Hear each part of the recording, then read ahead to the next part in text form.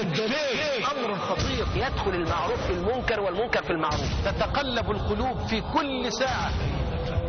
ألا بذكر الله تطمئن القلوب. ربنا لا تزغ قلوبنا بعد إذ هديتنا وهب لنا من لدنك رحمة إنك أنت الوهاب. أنا بسألك قلبك فين؟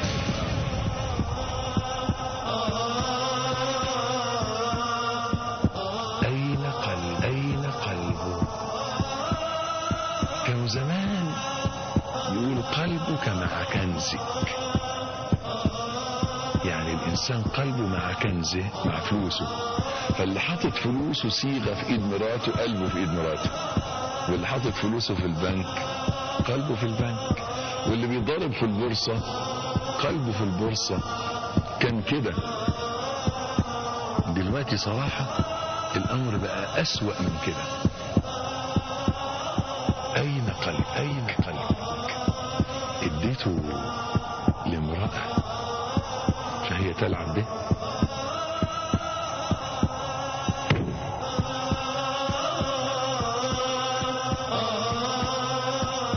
وديت قلبك فين؟ فالقلوب متقلبة تتقلب القلوب في كل ساعة كالريشة في مهب الريح تقلبها ظهرا لبطن.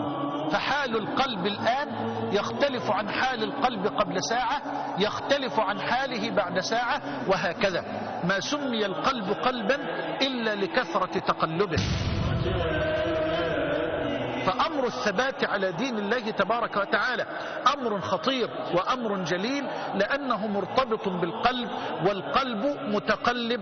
نسأل الله سبحانه وتعالى أن يثبت قلوبنا على الدين وعلى طاعته حتى نلقاه، إنه ولي ذلك مولاه. حبيبي أخي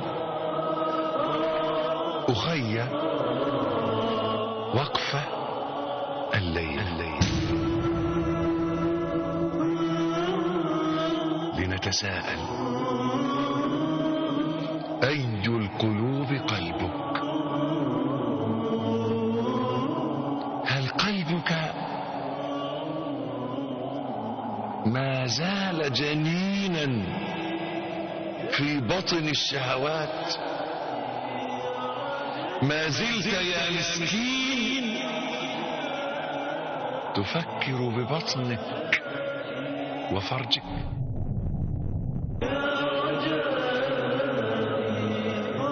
ما زلت يا مسكين تعيش لمظهرك ودنياك؟ أما أن يخرج قلبك إلى فضاء العبودية؟ ما زلت يا مسكين يرضي زيف مال نشوة شهوة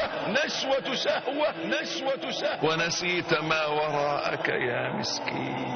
إن غلبت مواد الإيمان على القلب صار القلب بفضل الله تبارك وتعالى قلبا سليما، وإن غلبت مواد النفاق على القلب صار القلب ولا حول ولا قوة إلا بالله قلبا منكوسا.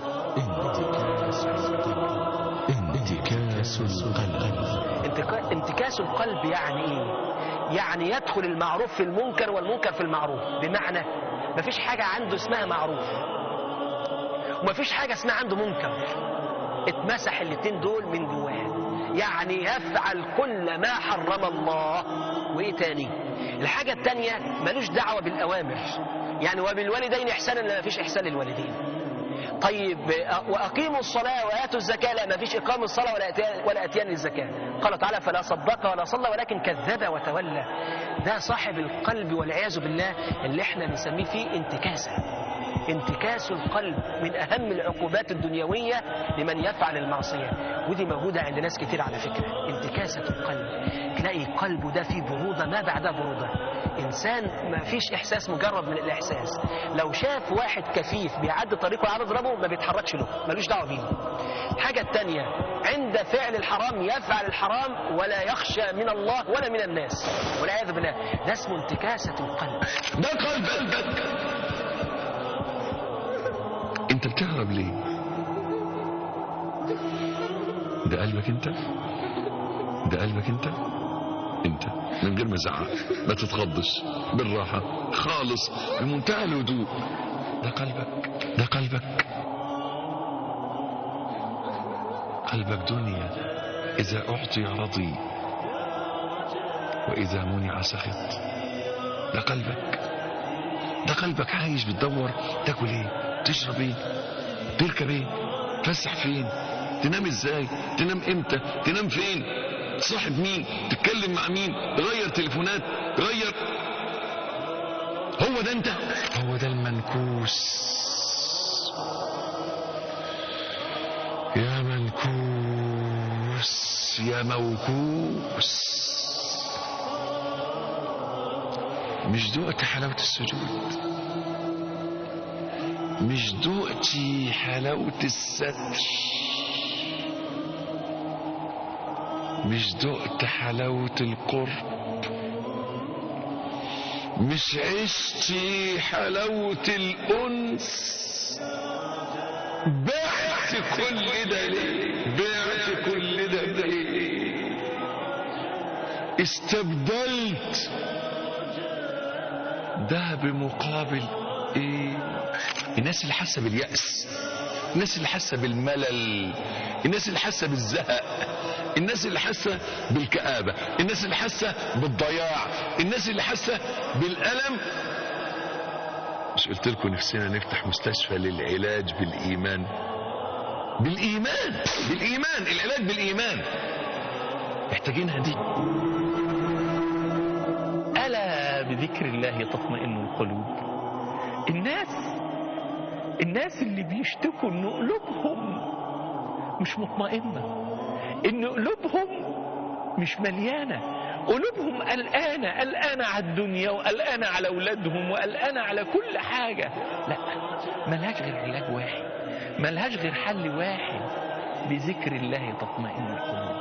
ألا بذكر الله تطمئن القلوب. قلبك مش هيطمن غير بذكر ربنا. عاوز تطمن قلبك وتخلي قلبك مطمن ومليان خير، ولو الدنيا ايه اللي حصل فيها مش هتلاقي اي حاجة ولا تسأل فيها، بذكر الله. ألا بذكر الله تطمئن القلوب. اديني وعد وعهد دلوقتي، ايدي اهي، وعد وعهد دلوقتي قدام ربنا سبحانه وتعالى. ايدي اهي، عهدني انك هتسلك الطريق الى الله. يلا مد ايدك واقبل على الله. قال رسول الله صلى الله عليه وسلم: ألا وإن في الجسد مضغة إذا صلحت صلح الجسد كله، وإذا فسدت فسد الجسد كله، ألا وهي القلب. متفق عليه.